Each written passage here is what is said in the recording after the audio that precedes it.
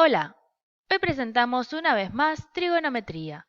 Daremos por inicio al concepto de función trigonométrica, un importante concepto dentro de la matemática actual. Para poder entender el concepto de función trigonométrica, vamos a ver primero una descripción geométrica de la misma.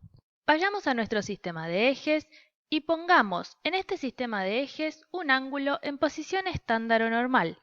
Recordemos que para que un ángulo esté en posición estándar o normal necesitábamos que el vértice coincida con el origen de coordenadas, que el lado inicial coincida con el semieje positivo de las x, y como vemos en este caso hemos generado un ángulo de orientación positiva cuyo lado final se encuentra en el primer cuadrante, es decir, será un ángulo agudo, pues no llega a los 90 grados. Marquemos el ángulo. Ahora bien, tomemos sobre este lado final, que no deja de ser una recta en el plano, un punto cualquiera que lo hemos marcado por aquí. Claramente, este punto tiene coordenadas en x y en y que podemos encontrar fácilmente.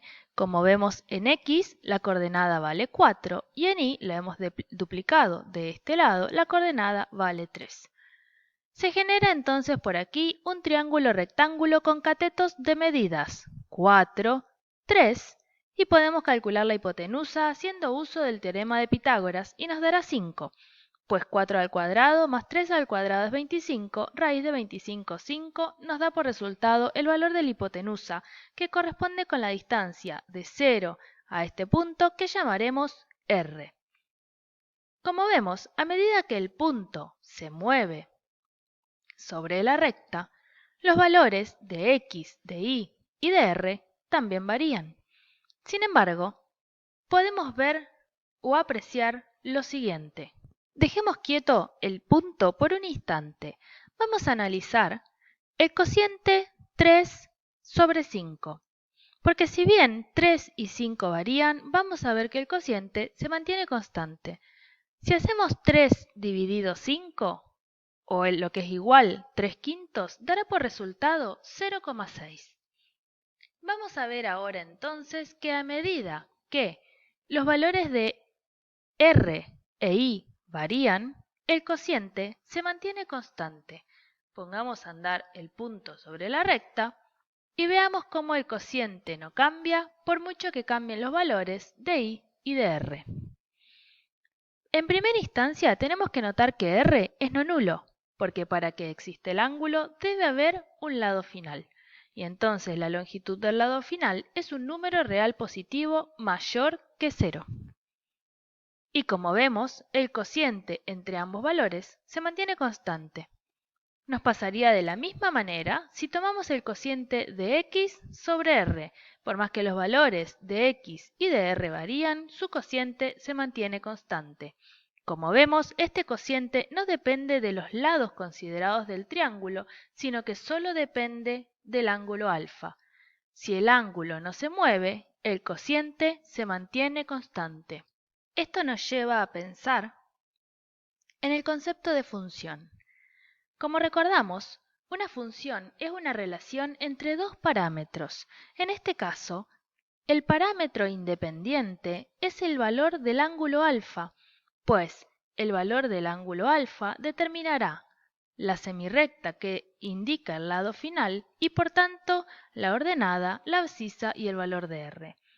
Alfa es lo que uno elige y por lo tanto sería la variable independiente de una función.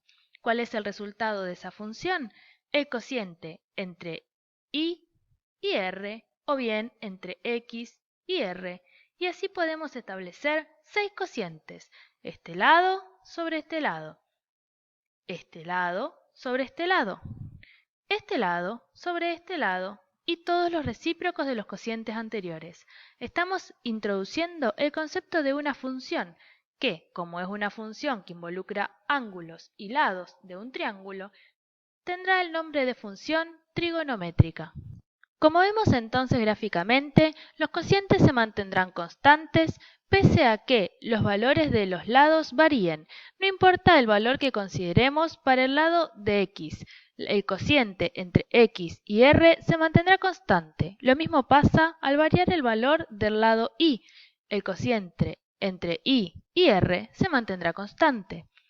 Como estos cocientes no dependen del punto considerado sobre la recta, sino solo del ángulo, vamos a definir entonces funciones en función de alfa, donde alfa es el ángulo en cuestión. A estas funciones, que llamamos funciones trigonométricas, las definiremos de la siguiente manera.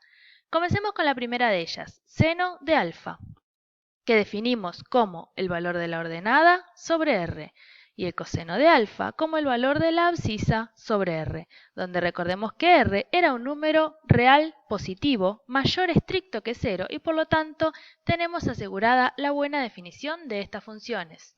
A partir de las dos funciones definidas anteriormente, podemos definir otras cuatro funciones trigonométricas.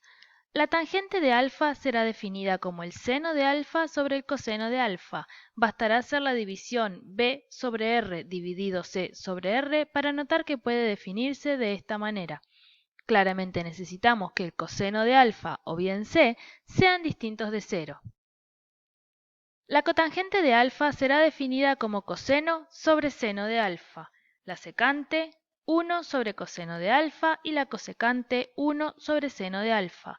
En cada caso deberemos analizar que esos denominadores no sean nulos, pues la única cosa que tenemos asegurada es que r es distinto de 0, pero nada sabemos de b y de c.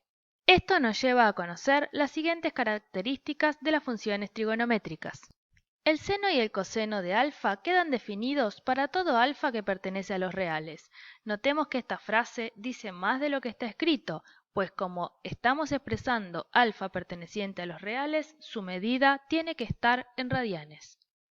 La tangente y la secanta de alfa no pueden estar definidas para ángulos cuyos lados terminales estén contenidos en el eje de las íes, porque recordamos que la tangente tiene por componentes seno sobre coseno o bien b sobre c, donde b es la ordenada y c es la abscisa.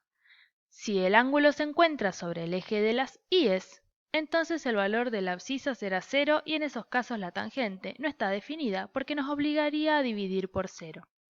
Con el mismo razonamiento, la cotangente y la cosecante de alfa no están definidas para ángulos cuyos lados terminales estén contenidos en el eje de las x, es decir, 0 radianes, pi radian, 2 pi radianes y demás, porque recordemos que la cotangente y la secante son, en este caso, coseno sobre seno, en este otro caso, 1 sobre seno. En ambos casos estamos dividiendo por el seno de x, por el seno de alfa, y recordemos que el seno era b sobre r. Pedirle al seno que sea distinto de 0 es pedirle a la ordenada que sea distinto de 0, es decir, le estamos pidiendo al ángulo que no esté contenido en el eje de las x su lado terminal. Pues un ángulo cuyo lado terminal coincide con el eje de las x tendría ordenada 0 y no podríamos dividir por 0, por lo tanto la cotangente y la cosecante no están definidas en esos valores de ángulos. Hemos definido entonces 6 funciones trigonométricas en función de los lados del triángulo que un ángulo en posición estándar genera. Desde luego muchas gracias y no olviden dejar sus dudas en los comentarios. Recuerden que este es un tema de gran importancia en el estudio de la matemática.